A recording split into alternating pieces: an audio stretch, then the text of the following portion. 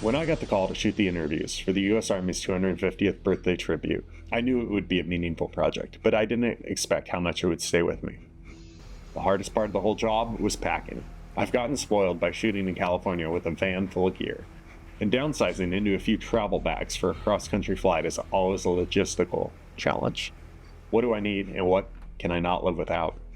So usually cameras go and lighting and grip stay behind. Once I got to DC, I found a great crew through Production Hub with all the right gear, so I was able to source a lot of that grip and lighting gear locally, and the crews to go with it.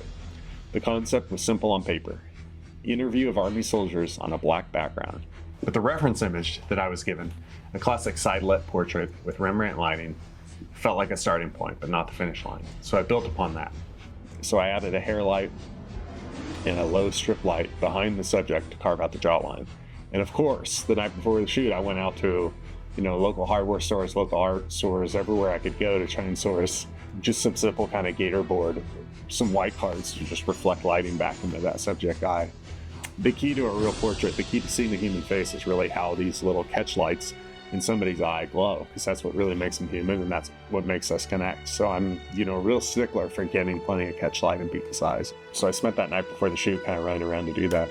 I wanted to have sculptural depth, and I felt that these stories deserved a really good interview lighting setup. And the stories, wow. I was moved by the clarity, the honor, the valor, the selflessness of the men and women who I had a chance to shoot these interviews of. Their reasons for serving were worlds apart from the creative community that I'm part of back home. We typically want to do things based on praise, ego, and credits, but to really meet these Army people that think differently, it was really eye-opening and an honor to really get to meet them and work with them. I came away with a deep respect for their mindset and their willingness to sacrifice for something greater. It was truly humbling. One soldier said, "We've seen what division costs. I serve because unity is worth the fight." I carry that legacy forward every time I put on this uniform. I wear the same branch insignia as the soldiers who crossed the Delaware. Before there was a nation, there was an army.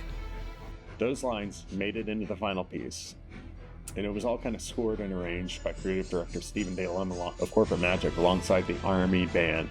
And they did an amazing job sort of taking these classic Army tunes and kind of composing them all together during this fireworks show to make an ensemble, something that almost felt like, theater in a sense. Some of these really special quotes that stood out to me that I flew home still thinking about did make it into the final cut, and it made it all worth working on this.